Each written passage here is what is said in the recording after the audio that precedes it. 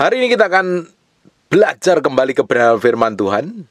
Dan sekarang buka bersama saya di 2 Raja-Raja pasal yang ke-13 mulai ayat yang pertama.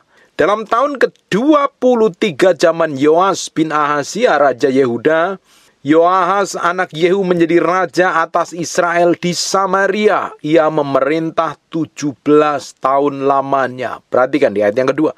Ia melakukan apa yang jahat di mata Tuhan, dan ia hidup menuruti dosa Yerobeam bin Nebat yang mengakibatkan orang Israel berdosa pula. Ia tidak menjauhinya. Ini keturunan Yerobeam bin Nebat ini, dia melakukan kejahatan yang luar biasa. Dan besok kita akan pelajarin apa sih sebenarnya dilakukan Yerobeam bin Nebat ini sehingga dicontoh oleh keturunannya. Dan ternyata apa yang dilakukan Yoahas ini, ternyata dia melakukan hal yang jahat di mata Tuhan. Bapak Ibu, ketika raja ini melakukan apa yang jahat di mata Tuhan, sehingga perbuatan jahat itu menyeret orang-orang di sekitarnya yang diperintahnya membawa orang-orang Israel melakukan dosa. Dan setiap perbuatan jahat itu ada konsekuensinya. Nah, semua perbuatan jahat yang di mata Tuhan itu melahirkan dosa. Dan ketika dosa dilakukan, akibatnya akan memberi dampak bagi banyak orang. Kalau engkau melakukan dosa hari ini, harusnya banyak orang diselamatkan melalui hidupmu, diberkati melalui hidupmu, malah orang lain malah hidup dalam dosa. Makanya keputusan kita itu akan memberi pengaruh kepada banyak orang. Keputusanmu hari ini untuk hidup takut akan Tuhan, untuk hidup kudus, hidup benar, hidup rendah hati di hadapan Tuhan, hidup mau diubahkan Tuhan, itu akan mempengaruhi banyak orang di masa depan. Banyak orang akan diubahkan melalui kehidupan kita. Kalau kehidupan kita ini hari ini memutuskan untuk cinta Tuhan dan mengasihi Tuhan, berapapun harganya yang kau bayar untuk hidup benar di hadapan Tuhan, dampaknya banyak orang juga akan diberkatin melalui hidupmu. Tetapi Bapak Ibu bisa bayangkan kalau engkau hari ini melakukan dosa dan tetap melakukan kejahatan, hidup tidak benar di hadapan Tuhan, hidup ngawur, hidup sembarangan dan sembrono, harusnya banyak orang yang diselamatkan melalui hidupmu, malah mereka nggak terima keselamatan itu, atau mereka malah nggak diberkati, atau mereka malah melakukan hidup dalam dosa. Makanya punya pengaruh yang besar kalau kita ini hidup benar di hadapan Tuhan. Kalau kita melakukan hal yang jahat, apa yang terjadi? Banyak orang juga yang harusnya terima sesuatu yang ilahi melalui hidup kita, tidak bisa menerima lagi. Makanya, apa yang dilakukan raja ini, dia melakukan yang jahat di mata Tuhan, menurutin nenek moyangnya, dan mengakibatkan orang Israel berdosa. Dan sudah tahu begitu, dia tidak bertobat. Kalau kita hari ini udah tahu kita ini bikin kesalahan, bikin pelanggaran, bikin dosa, ya harusnya kita sadar diri. Tapi biasanya banyak orang yang udah ngerti firman, udah belajar firman, udah hidup dalam kebenaran, tapi susah sekali bertobat. Tapi kalau dalam hatimu pingin, wah aku ini pingin berubah. Aku ini masih punya sikap yang buruk, sikap yang jelek, kelakuan yang buruk. Dan aku pingin berubah, ternyata aku masih terikat. Kalau engkau masih punya sikap seperti itu, engkau masih punya keinginan untuk berubah dan bertobat. Tapi kalau engkau tidak punya keinginan untuk berubah dan bertobat, udah tahu salah tetap dihidupin, tinggal tunggu waktu murka Tuhan datang menguasai hidupmu. Makanya hari ini kita perlu memiliki sikap hati yang mau ditegur, mau dibentuk, mau diproses. Sikap hati yang mau berubah, yang mau benar-benar memutuskan untuk hidup benar di hadapan Tuhan. Jangan menjadi orang yang semau kita sendiri. Kita udah belajar firman, kita udah mendengar firman, lagi hidup dalam kebenaran, ya kita harus hidupin kebenaran itu. Jangan kita malah udah tahu kebenaran masih tetap melakukan dosa. Saya seringkali menemuin orang-orang yang sudah hidup di dalam Tuhan, sudah pernah terlibat pelayanan, tapi mereka jatuh dalam dosa, bukannya bertobat, bukannya menjauhin dosa tersebut, tetapi masih tetap hidup di dalamnya. Saya sering kali ngonselingin orang yang seperti ini. Bahkan mereka masih memilih memutuskan untuk hidup dosa di dalam hidupnya. Kita ini memang tidak ada yang kebal dosa. Kita masih bisa melakukan dosa dan kita bisa jatuh dalam dosa. Tapi ketika kita tahu kebenaran dan kita ngerti kebenaran, kita memiliki sikap hati yang benar, kita tidak bisa lagi hidup di dalam dosa. Orang yang hidup di dalam dosa itu udah tahu salah tetapi tetap dilakukan. Kenapa kok masih tetap melakukan? Karena keinginan daging dan hawa nafsunya yang ngontrol dan mengendalikan. Tetapi orang yang hidup benar di hadapan Tuhan, hidup takut akan Tuhan, hidup ngerti kebenaran, dia bisa jatuh tapi dia cepat sekali bertobatnya dan balik kembali. Dan apa yang dilakukan oleh Raja Israel ini, dia melakukan yang jahat di mata Tuhan. Dia tahu itu membuat orang Israel berdosa, tapi tidak menjauhinya. Kalau Bapak Ibu hari ini, engkau sadar diri, cepat bertobat. Mungkin kau terikat dengan apapun, temuin gembalamu, temuin hamba Tuhan untuk dilayani pelepasan. Kalau yang terikat dengan semua dosa, kutuk nenek moyang perlu diputuskan, dipatahkan. Kalau engkau terikat begitu rupa. Tapi kalau engkau sudah tahu kebenaran, udah pelayanan, udah ngikut Tuhan bertahun-tahun, tapi kamu masih tetap memilih melakukan dosa, artinya hatimu itu terlalu degil dan jahat. Tinggal tunggu murka Tuhan. Nanti akan datang. Perhatikan di ayat yang ketiga. Sebab itu bangkitlah murka Tuhan terhadap Israel. Kenapa kok murka Tuhan datang? Karena cawan murka itu ketika penuh, akhirnya apa? Menimpa orang Israel. Tuhan itu penuh belas kasihan, Bapak Ibu. Tuhan itu maha pengampun.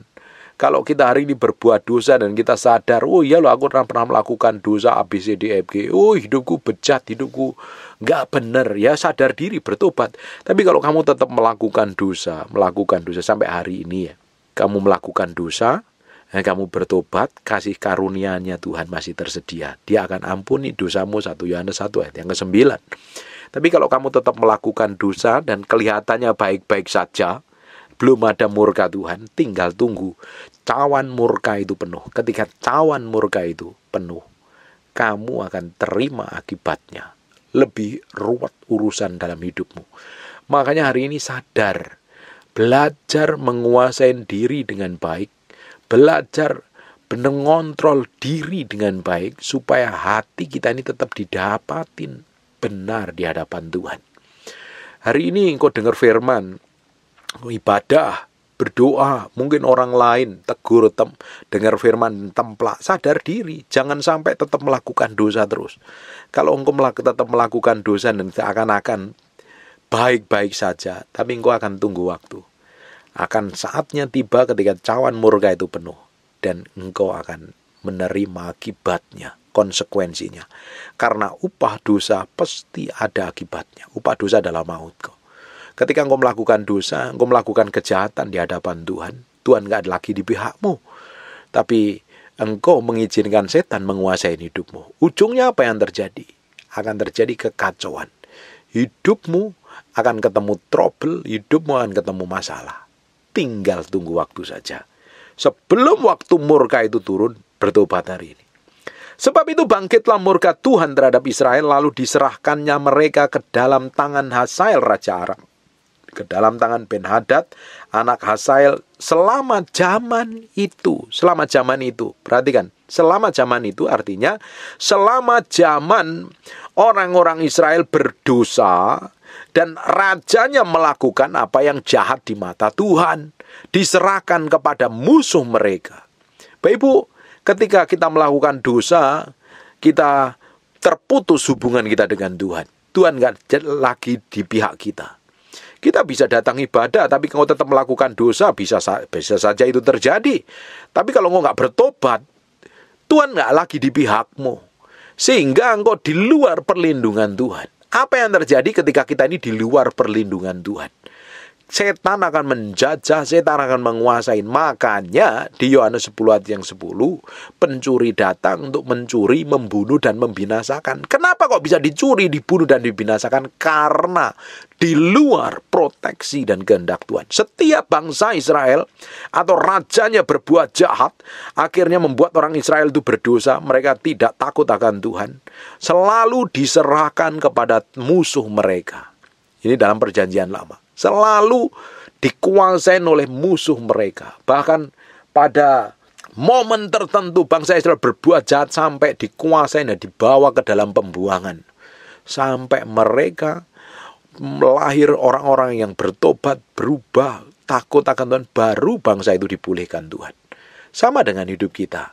Kalau hidupmu hari ini tidak hidup takut akan Tuhan, kamu pikir, ya pentinglah hidup saya nikmatin ya. Kamu menikmatin hidup di dalam dosa ya, tinggal tunggu waktu saja.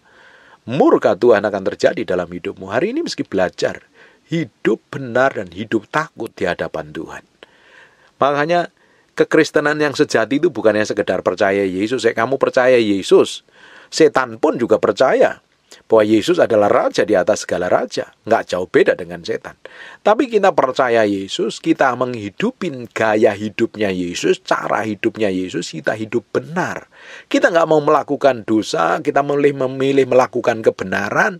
Kita memilih hidup takut akan Tuhan, karena kita nggak mau nyakitin hati Tuhan.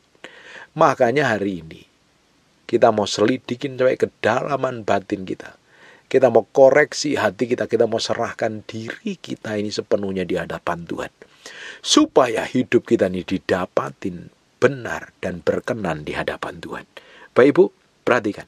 Sebab itu bangkitlah murka Tuhan terhadap Israel, lalu diserahkan nyala. Yang nyerahkan sama, iya Tuhan. Nyanya itu huruf gede. Mereka ke dalam tangan Hazael, Raja Aram, dan ke dalam tangan Ben-Hadad, anak Hazael, selama zaman itu. Tetapi kemudian Yoahas memohon belas kasihan Tuhan. Selama zaman itu, artinya selama dia belum bertobat. Tetapi ketika Yoahas memohon belas kasihan Tuhan dan Tuhan mendengarkan dia. Bapak Ibu, Tuhan itu baiknya luar biasa loh sampai hari ini. Makanya kita jangan terlalu kurang ajar sama Tuhan. Tuhan itu baik, Tuhan itu peduli, Tuhan itu sayang sama kita. Harusnya kita tambah hari kita kenal Tuhan, semakin kita hormatin Tuhan.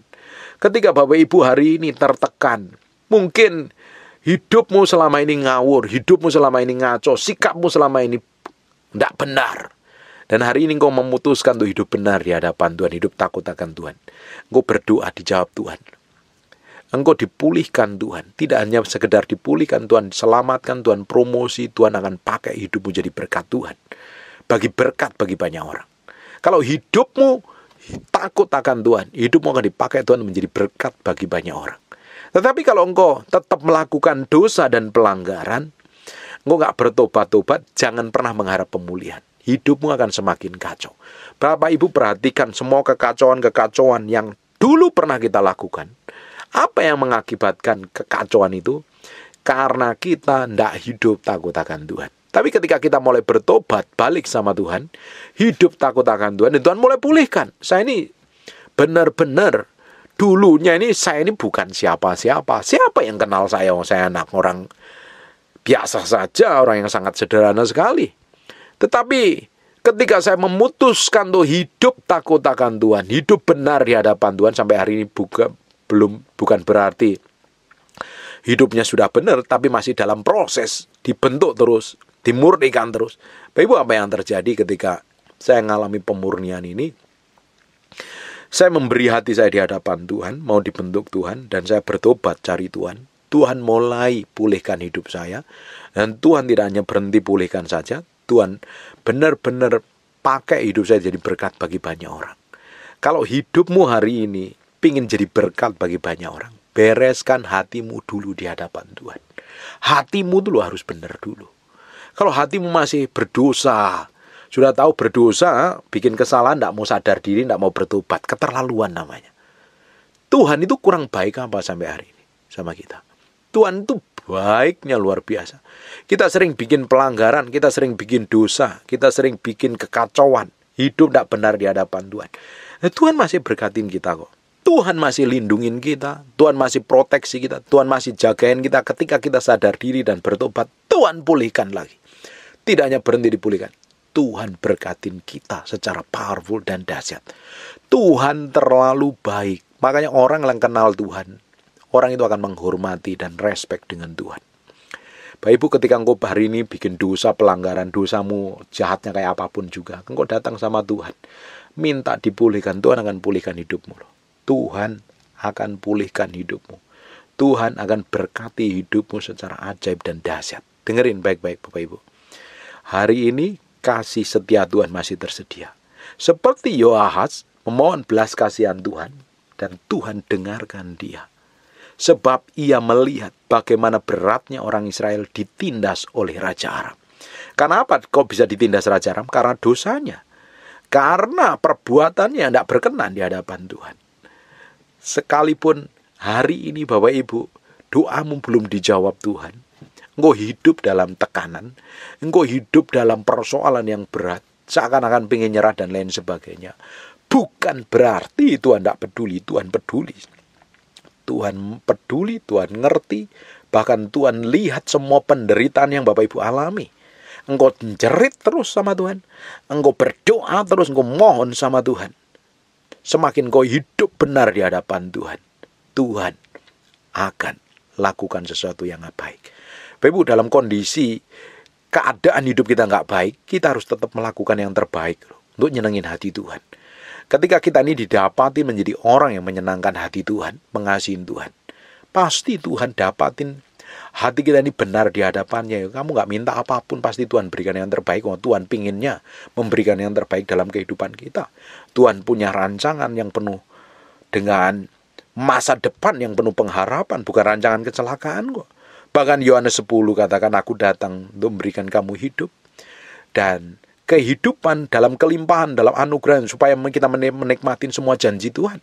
Bapak Ibu nanti baca di Efesus pasal yang pertama, atau di Filipi mulai ayat yang pertama, Bapak Ibu bisa temukan di sana bahwa semua berkat rohani yang di surga itu dijanjikan Tuhan menjadi bagian milik kita. Kurang baik apa Tuhan? Tuhan nggak hanya berhenti sampai kita diselamatkan, kita percaya Yesus diselamatkan. Dari dulu orang berdosa diselamatkan. Tidak hanya berhenti sampai situ. Ada progres selanjutnya. Ada rencana Tuhan yang besar. Tidak hanya berhenti diselamatkan, kita diberkati dan menjadi berkat bagi banyak orang. Kalau engkau hidupmu ngerti tujuan Tuhan yang ini, apapun yang terjadi dalam hidupmu hari ini, kamu tahu bahwa Tuhan itu baik. Tuhan itu baik dalam kondisi kita nggak baik sekalipun. Kita melakukan kejahatan, Tuhan tetap baik. Apalagi kalau kita hidup benar di hadapan Tuhan, apa yang terjadi? Favor, kemurahan, banyak hal yang Tuhan kerjakan secara ilahi dalam kehidupan kita. Dengerin baik-baik. Tuhan kasihnya sama rata antara orang berdosa dan orang yang benar di hadapan Tuhan. Tapi seringkali Tuhan memperlakukan seseorang itu berbeda. Karena ketika mereka didapatin memiliki hubungan kedekatan dan didapatin memiliki sikap hati yang mencintai Tuhan di atas rata-rata, Tuhan seringkali dapat memperlakukan berbeda orang-orang yang seperti ini. Makanya harusnya tambah hari kita kenal Tuhan, tambah hari kita ngerti firman, semakin perjalanan kita bersama Tuhan, tambah hari, tambah lama, tambah kenal, tambah ngerti, tambah tahu apa yang terjadi dalam kehidupan kita. Semakin kita mencintai Tuhan lebih dari apapun juga. Kita semakin memberi diri hidup kita. Kita dedikasikan untuk Tuhan kita. Bukan malah hidup ngawur. Saya nggak habis pikir dengan orang yang, Bapak Ibu, engkau sudah kenal Tuhan lama, jadi orang Kristen lama, tapi kelakuan masih busuk, jelek, dan jahatnya bukan main. Saya nggak habis pikir dengan orang selama ini. Seperti ini. Bagaimana dengan firman yang selama ini didengarkan? Bagaimana dengan khotbah yang didengarkan? Apa yang didengarkan dia di gereja? Ya kecuali engkau nggak ngerti firman, nggak tahu firman. Tapi kalau udah ngaku Kristen, tapi kelakuanmu busuk dan jahatmu luar biasa, saya nggak habis pikir. Apalagi hidup di luar kebenaran firman Tuhan. Saya nggak habis pikir kalau orang melakukan hal yang seperti itu. Tapi saya hari ini berdoa Bapak Ibu, mengalami hidup yang berbeda, memiliki sikap hidup yang berbeda, dan engkau semakin hari semakin mencintai dan mengasihi Tuhan lebih dari apapun juga. Amin. Perhatikan ayat yang kelima. Ketika di ayat yang keempatnya, ketika Yoas memohon belas kasihan Tuhan, Tuhan mendengar dan Tuhan melihat semua penderitaan yang dialami oleh orang Israel. Bapak Ibu, penderitaan yang kamu alami, Tuhan lihat, Tuhan perhatikan, Tuhan dengar. Bukan berarti kalau Tuhan gak jawab doamu hari ini, Tuhan gak peduli. Kalau Tuhan gak lakukan apa-apa, bukan berarti Tuhan gak peduli. Tuhan tahu persis semua pergumulanmu, detail masalah dalam hidupmu. Dia mengerti, Dia mengetahui. Tinggal tunggu waktu, semakin kau berdoa, semakin kau cari Tuhan, Tuhan akan lakukan sesuatu yang ilahi. Breakthrough dan terobosan pasti terjadi dalam hidupmu kalau engkau semakin kejar Tuhan. Di ayat yang kelima, perhatikan baik-baik. Tuhan memberikan kepada orang Israel seorang penolong, sehingga mereka lepas dari tangan Aram dan dapat duduk di kemah-kemah mereka seperti yang sudah-sudah. Luar biasa nggak? Tuhan itu baiknya luar biasa. Ketika bangsa ini berbuat dosa, Yoahas melakukan yang jahat di hadapan Tuhan dan tetap nggak menjauhinya, dan akhirnya dia ditimpa oleh murka Tuhan, dikuasai oleh raja-raja di sekitar bangsa Israel, ditindas begitu rupa. Dan ketika dia berdoa minta tolong, Tuhan bangkitkan seorang penolong, melepaskan mereka dan hidup dalam anugerah dan kemurahan Tuhan. Tuhan yang sama hari ini jauh lebih dahsyat memberikan penolong kepada kita. Bukankah Roh Kudus diberikan tinggal di dalam kita, menyatu dengan kita, mengurapin kita, menyertain kita? Kurang apa lagi? Kalau hari ini engkau belum mengalami breakthrough dan terobosan, dengerin baik-baik. Engkau merasa sendiri dan ditinggalkan. Tuhan yang begitu powerful dan dahsyat itu memberikan penolong yang setiap hari menyertai, bahkan ngerti semua keinginan, pemohonan, kerinduan, apapun yang kamu mau. Dia ngerti menyertai hidupmu, dia bersamamu. Tidak perlu ada yang dikhawatirkan.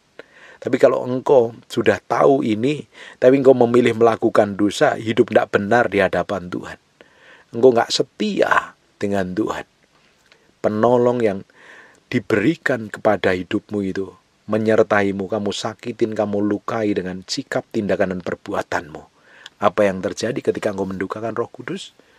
Roh penolong itu namanya Roh Kudus yang menyertai kita. Kalau kita terus sakitin, kita lukai dengan tindakan dan sikap kita, apa yang terjadi?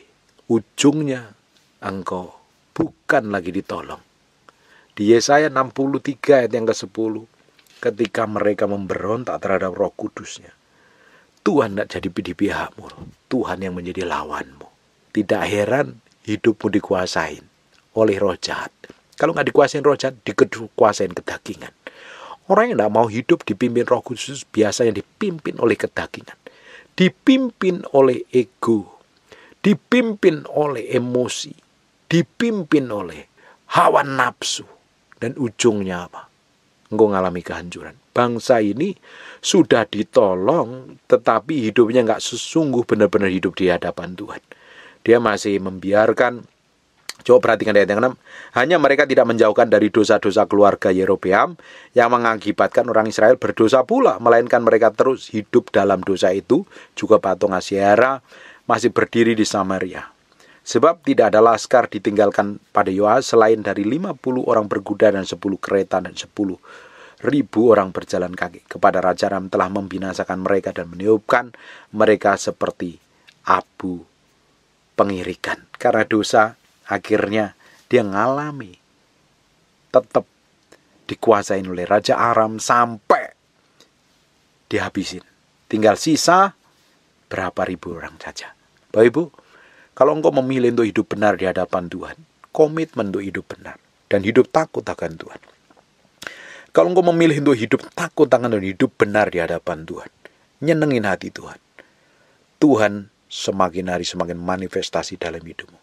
Dia akan semakin bekerja, berkuasa, semakin dahsyat. Kalau engkau memilih jadi orang Kristen yang sudah dilahirkan baru, komitmen untuk hidup kudus, hidup benar. Jangan main-main dengan dosa. Sebab ada konsekuensi dari semua dosa yang kita kerjakan, yang kita lakukan. Hari ini, dedikasikan hidupmu sepenuhnya di hadapan Tuhan. Koreksi sampai hatimu, sampai kedalaman, di dalam batinmu kalau didapatin dosa dan pelanggaran yang tak berkenan di hadapan Tuhan. Tobat, balik sama Tuhan. Cintai Tuhan, kasihin Tuhan. Hari ini Tuhan akan lakukan perkara-perkara yang besar. Keputusan kita untuk bertobat, hidup benar di hadapan Tuhan akan menyelamatkan banyak orang. Dan hidup kita akan dipakai Tuhan jadi berkat bagi banyak orang, memberkatin banyak orang. Dan nama Tuhan akan dipermuliakan melalui kehidupan kita. Amin. Tutup matamu, tutup Alkitabmu, kita berdoa. Bapak, terima kasih buat firman-Mu. Kami kembalikan segala pujian, hormat, pengagungan buat Raja kami yang maha mulia. Tuhan, kami materaikan firman ini dengan darah anak domba, lah firman ini nempel dalam hati kami. Berhari-hari, berminggu-minggu, berbulan-bulan menjadi kehidupan dalam kehidupan kami. Berkati setiap orang yang rajin mendengar firman yang hamba-Mu sampaikan. Tuhan, apa saja yang dikerjakan Tuhan bikin berhasil. Tuhan promosi, Tuhan buat mujizat. Dan hamba-Mu berdoa untuk orang yang sedang sakit dan mengalami kelemahan tubuh oleh bilur Yesus, oleh darah Yesus, jadilah engkau tahir, jadilah engkau sehat, jadilah engkau sembuh. Jadi seperti yang kudoakan, katakan dalam nama Yesus. Haleluya. Amin. And God bless you. Terima kasih Tuhan, terima kasih, terima kasih, terima kasih. Bagimu pujian, hormat, pengagungan buat Raja kami yang maha mulia. Kami merindukan Engkau hadir dalam ruangan ini, menjamah kami, memanifestasikan kuasa-Mu. Engkau Allah yang kami sembah, Allah yang tidak pernah berubah dahulu, sekarang, sampai selama-lamanya. Di zaman Musa, Engkau buat mujizat, bahkan Engkau menyertai orang Israel, membelah lautan, menjadi tiang awan dan tiang api, memberikan makan kepada orang-orang Israel di padang gurun.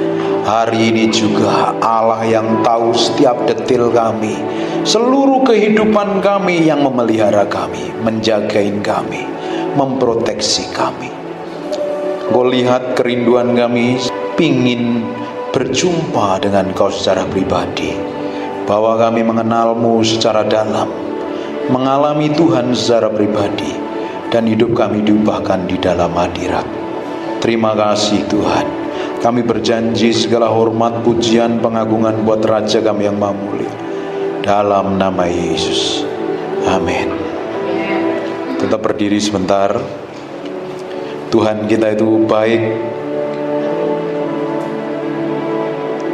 Dia akan memenuhi bejana yang kosong. Bejana itu siapa? Kita. Kalau kita memiliki kerinduan akan Tuhan, pingin Tuhan, bukannya sekedar datang ibadah, tapi pingin mengalami Tuhan, sore hari ini dia akan menjamah Bapak Ibu semuanya. Amin. Tutup matamu, fokus sama Tuhan, lupakan dirimu dan tenggelam di dalam hadirat-Nya. Come breathe upon me. Come breathe upon me, breath of God. Breathe upon me. Nikmati hadirat-Nya. Nggak perlu ikut nyanyi, tapi engkau tenggelam dalam hadirat. Then lift my hand in surrender to your name, Most High. I'm yielding to your Spirit.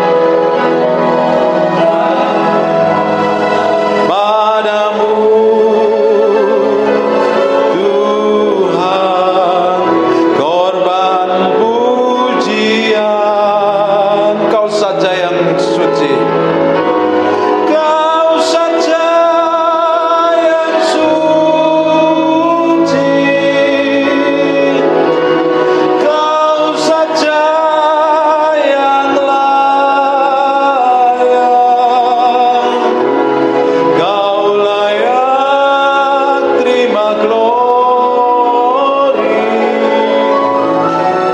Yesus kau Tuhan, kau saja yang suci, kau saja yang layak, kau layak terima glory. Yesus kau Tuhan.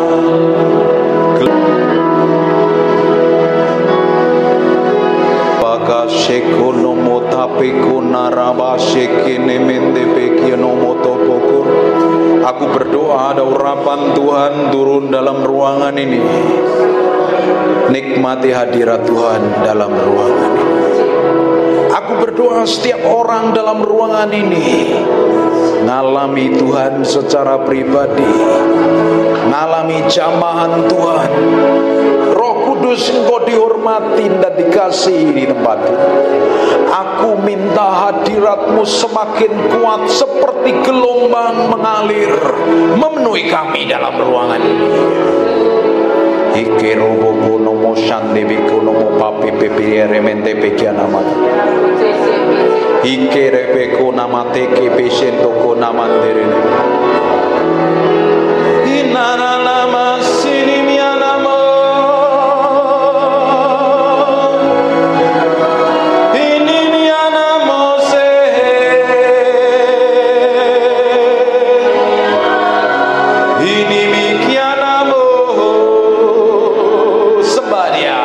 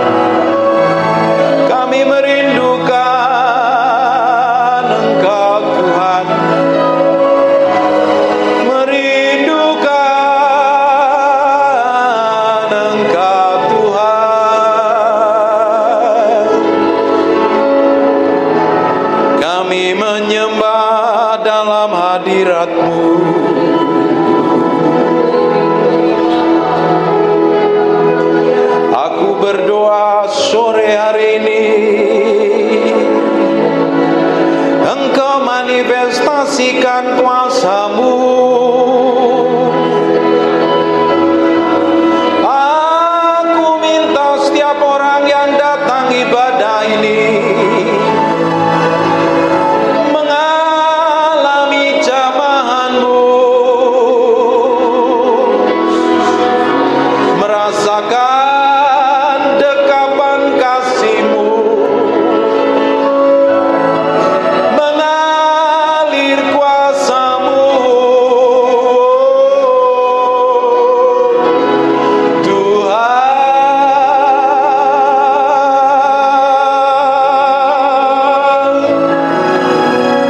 Tuhan, kami mencintai-Mu lebih dari segalanya. Roh Kudus berembun di dalam kasih-Mu. Terima kasih Roh Kudus, terima kasih buat sore hari ini untuk kehadiran-Mu. Roh Kudus, kami mencintai-Mu. Di dalam nama Yesus, di dalam nama Yesus. Sekarang lihat saja, menikmati hadirat Tuhan kan?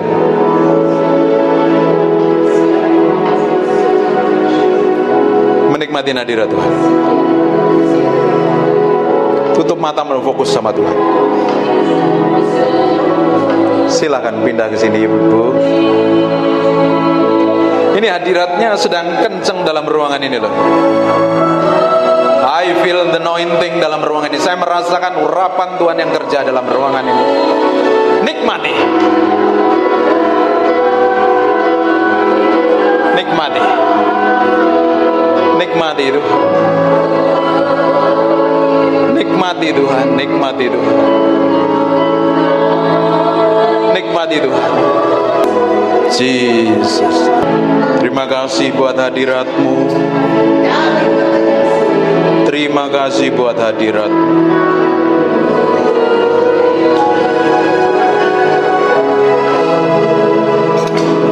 Terima kasih buat kehadiran-Mu.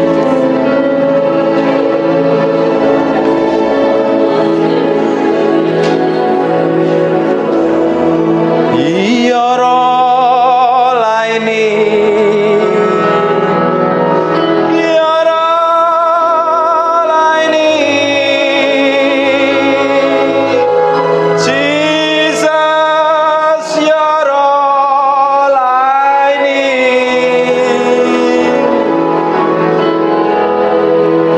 ya Roh laini.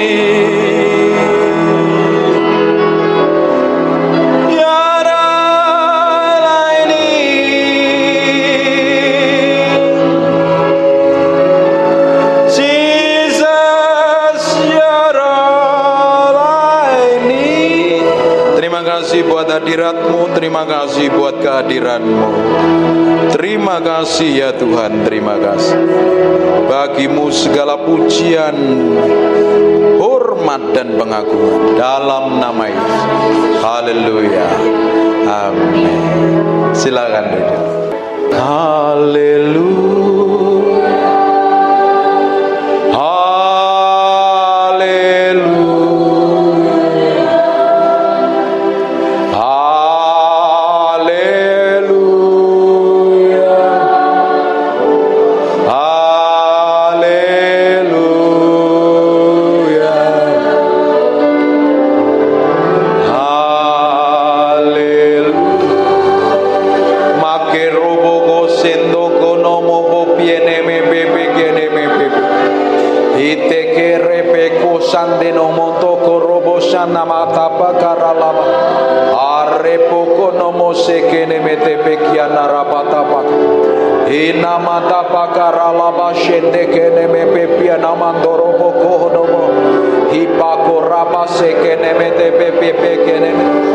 Aku berdoa, aku lepaskan urapan kesembuhan. Be healed in Jesus name.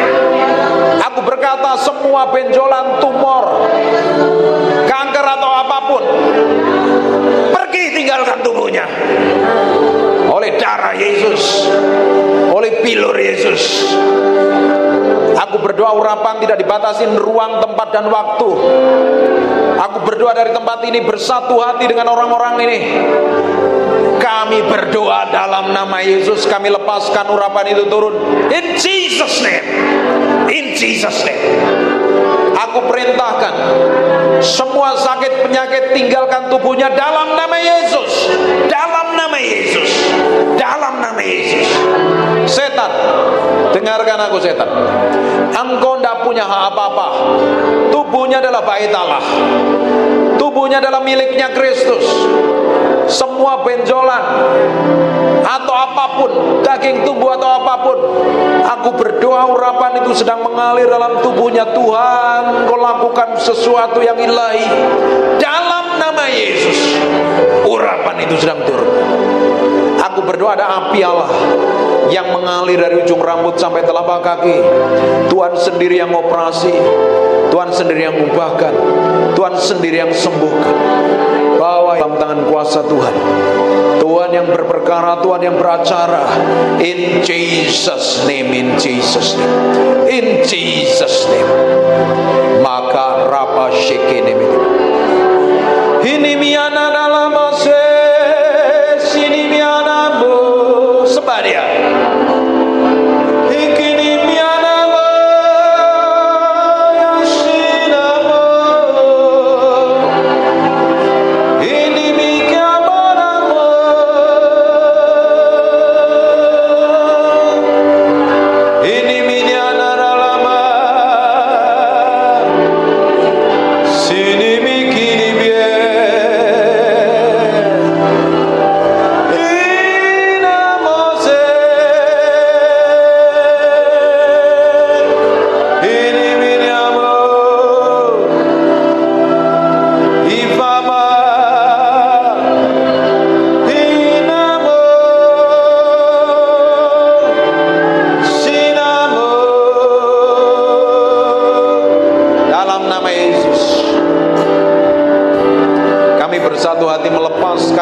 Kesembuhan dari tempat ini menjamah dalam nama Yesus.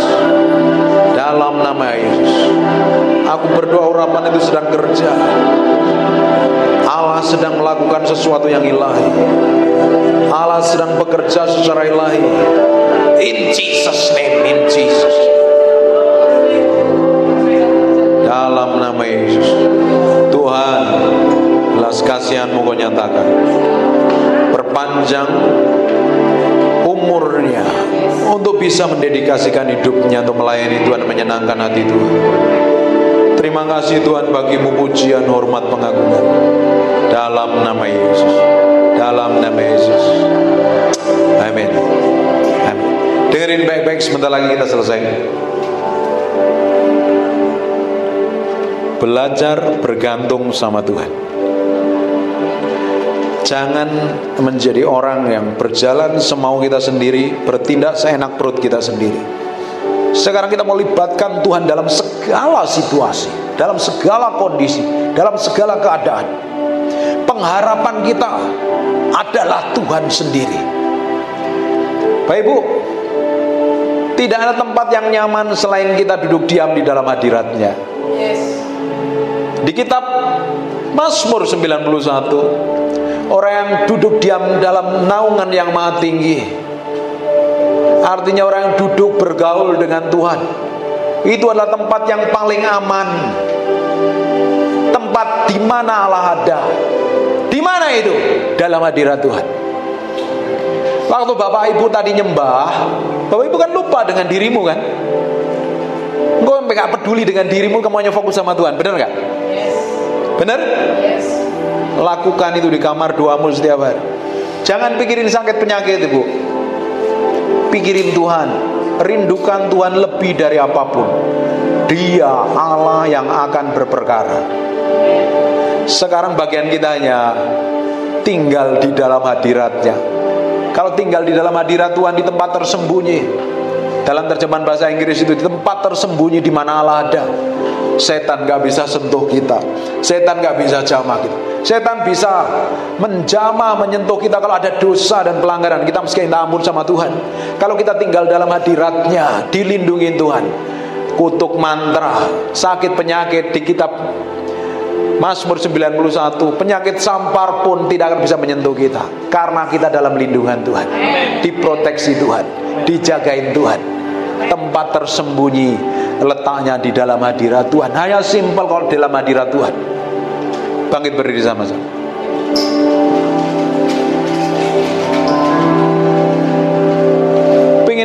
Pengen tiba-tiba berubah kan dalam hadirat Tuhan kan? I just want to praise you.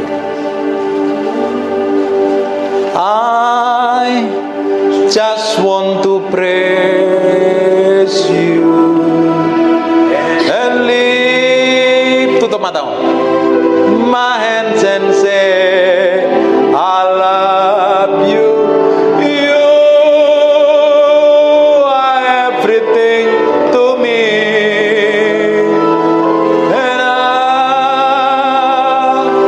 exalt your holy name, and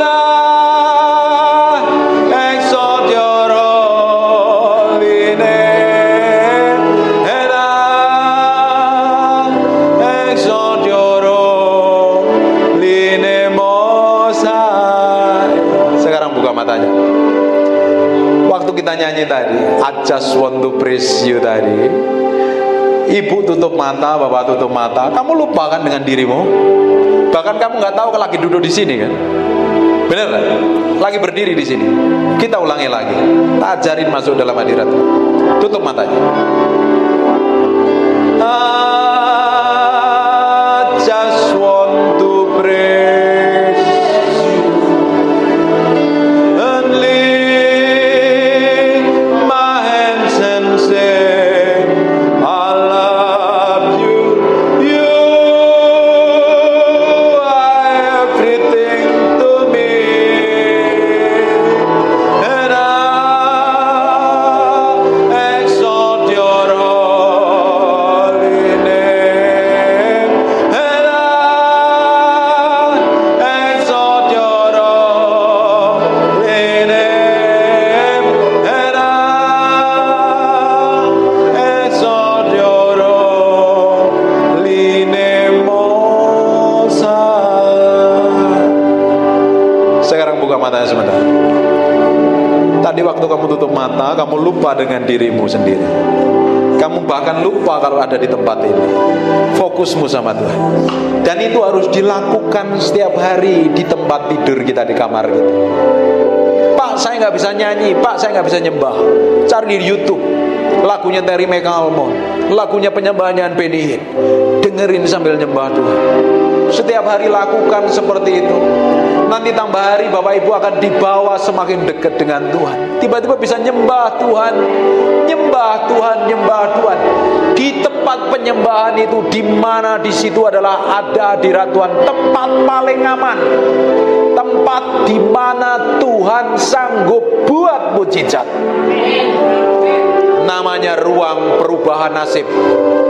Katakan ruang perubahan nasib. Di dalam doa, dalam hadirat Tuhan. Ketika kita ketemu Tuhan dalam hadiratnya, kita bisa berubah, masa depan kita berubah. Amin. Tuhan kita begitu powerful dan dahsyat. Dia sampai hari ini sanggup buat mujizat. Hanya serahin hatimu sampai hari ini sama Tuhan. Serahkan hatimu sepenuhnya sama Tuhan. Ikutin doa saya. Bapa, dalam nama Yesus, mulai hari ini aku mau berikan hatiku, pikiranku, perasaanku, keputusanku untuk nyenengin Engkau. Hidupku untuk membuat Engkau dimuliakan, ditinggikan. Ajar aku Roh Kudus, pimpin aku Roh Kudus, berikan kemampuan untuk aku kau dapati menyenangkan hatimu. Amin. Sekarang tutup matamu, saya berdoa. Terima kasih Tuhan buat malam hari ini. Terima kasih buat hadirat-Mu. Terima kasih buat kuasa-Mu. Terima kasih ya Tuhan. Beracara terus, Tuhan beracara, Tuhan berbicara. Engkau sendiri yang bawa dia semakin hari semakin mencintai dan mengasihi. Dipenuhi kemuliaan, dipenuhi pujian, kami padamu Tuhan.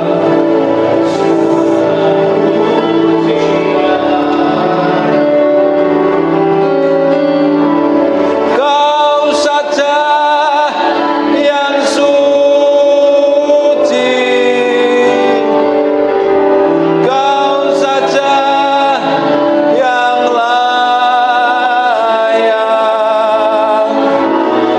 Kau layak terima glory. Yesus Kau Tuhan.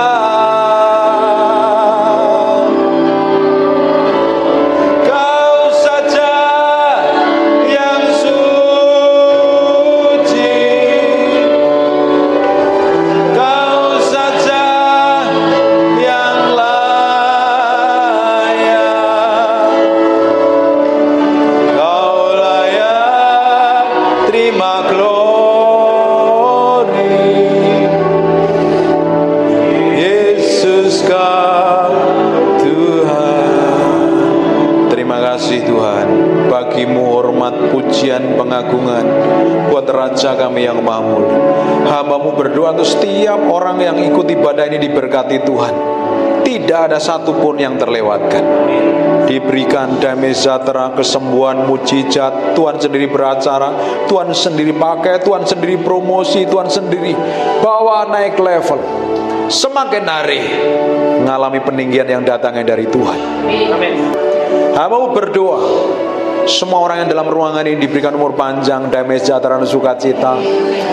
Dan anak cucunya diberkati Tuhan, mantunya diberkati Tuhan, besannya diberkati Tuhan, bisnis usahanya diberkati Tuhan. Dan pakai orang-orang ini menjadi berkat bagi banyak orang. Dalam nama Yesus yang sangat-sangat diberkati Tuhan, katakan amin 2 kali yang kenceng. God bless you.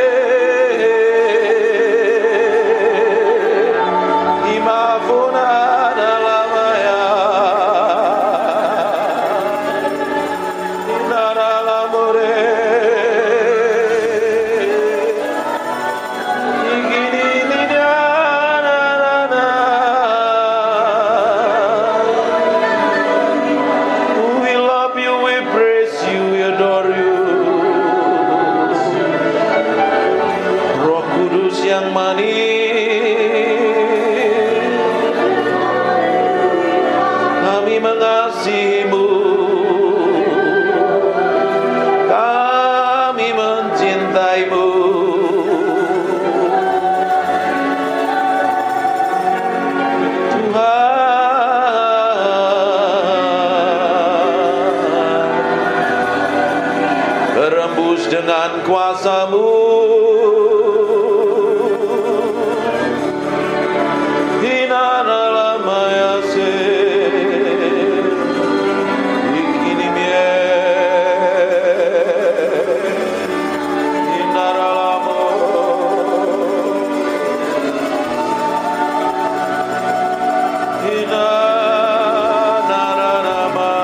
Buka tanganmu dua-dua.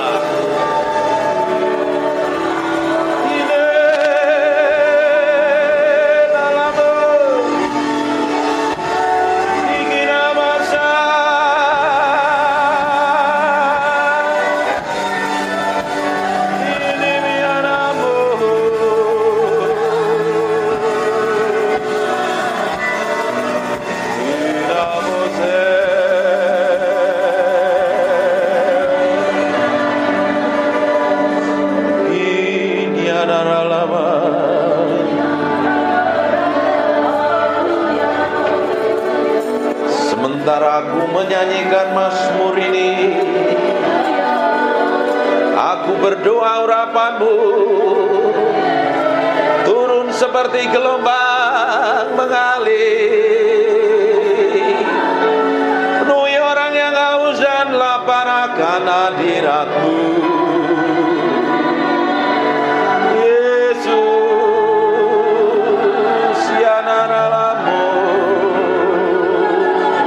Sekarang pengurapan itu sedang turun dalam ruangan ini. Semakin kuat urapan itu turun. Dalam nama Yesus. Jesus name. Go. Fill. Penuhi setiap orang dalam ruangan ini. Jesus.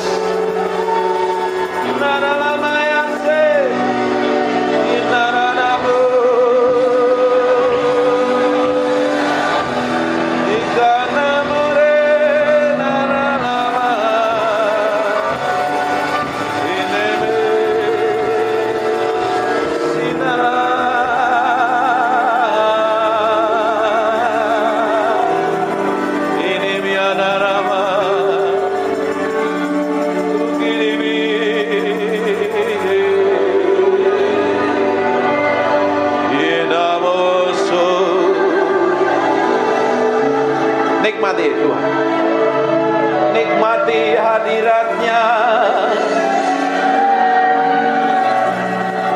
siang hari ini, nikmati hadirat-Nya,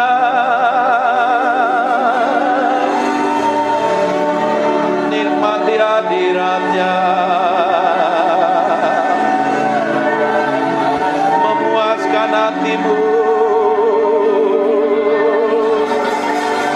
Memuaskan hatimu,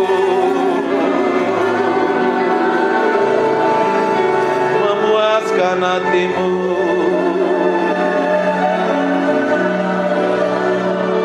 Saya mau hitung 1 sampai 3. Siap-siap. Pada hitungan ketiga ada kuasa Allah turun dalam hidupmu.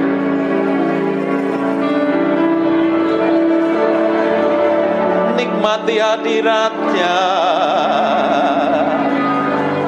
Siap-siap saja kuasanya turun menjamahmu. 1.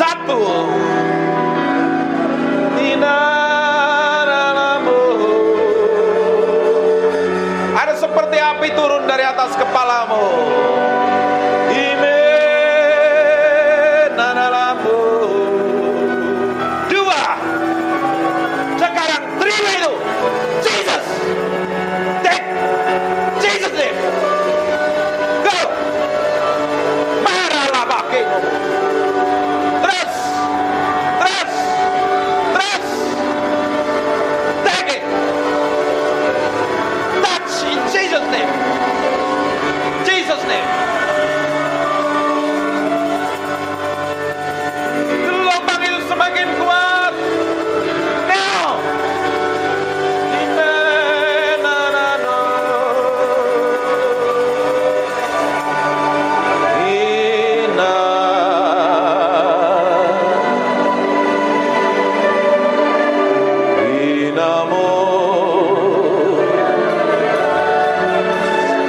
kami mengasihi-Mu, kami mencintai-Mu. Dari hati kami mengalir penyembahan, dari hati kami mengalir mazmur. Jesus, Jesus.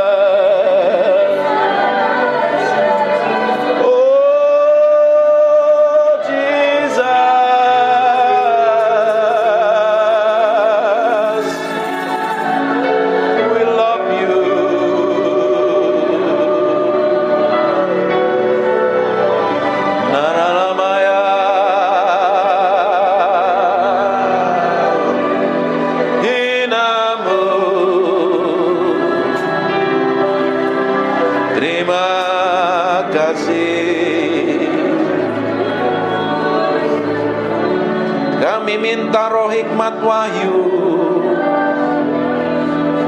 turun di atas kami siang hari ini. Singkapkan kebenaran-Mu, singkapkan Tuhan.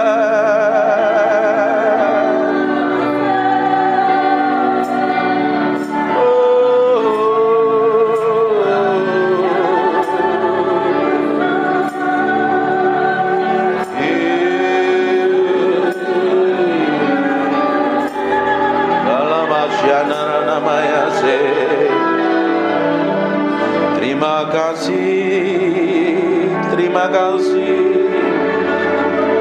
terima kasih, Jesus. We thank you, we praise you, we adore. Terima kasih. We thank you. Terima kasih Roh Kudus, Engkau baik, Engkau luar biasa, Engkau dahsyat. Permuliakan nama Yesus yang hari ini. Buat firman-Nya begitu hidup. Dan ubah kami dalam hadirat-Mu. Ubah kami dalam hadirat-Mu Tuhan. Kami minta Engkau tetap tinggal di antara kami. Dalam nama Yesus. Silahkan duduk. Menyembah Tuhan artinya memberi hidup sama Tuhan. Bukan mulutnya yang ngomong, tapi hatimu yang diberikan sama Tuhan. Ketika hatimu diberikan sama Tuhan, dan Tuhan dapatin kelakuan, sikap, dan tindakanmu serta perbuatanmu menyenangkan hatinya. Nah, ketika kau nyembah Tuhan, Tuhan hadir. Dia akan merubah hidupmu. Saya suka nyembah ini. Kencengin. Saya ngomong sesuatu tapi kayaknya meski berubah. Banyak hal yang saya mau ajarkan tapi Tuhan suruh ngomong yang lain. Penyembahan ternyata bukan hanya sekedar bicara tentang bahasa roh. Bukan sekedar ngomong yang teriak-teriak kenceng-kenceng atau main musik jago. Tapi beri yang di dalam hatimu untuk Tuhan lebih dari apapun. Ternyata kalau kita beri hati kita sepenuhnya untuk Tuhan, kita nempelnya sama Tuhan. Waktu nyembah begini, Tuhan disenangkan dengan penyembahanmu dan nyanyianmu. Tanpa kita nggak sadarin kadang Tuhan hadir dalam penyembahan kita. Kalau ketika Tuhan hadir dalam penyembahan kita, kuasanya begitu powerful dan dahsyat. Amin. Ini kan hadiratnya masih tebel kan ya? Iya. Iya. Nah, di belakang rasain hadirat Tuhan masih. Kayaknya Tuhan masih ingin disembah. Tutup matamu aja. Kita nikmatin hadirat.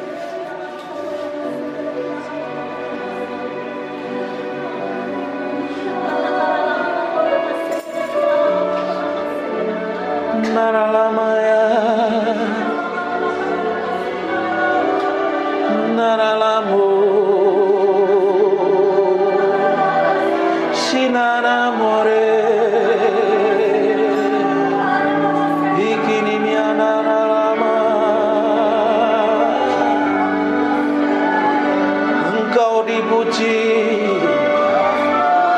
Engkau ditinggikan. Lihat orang-orang ini menyembah-Mu. Oh Yesus.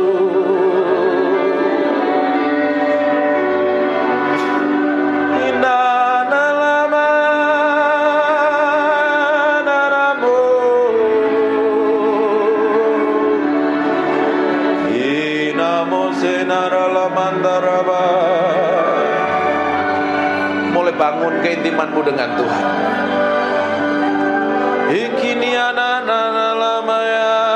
Dia hadir dalam ruangan ini.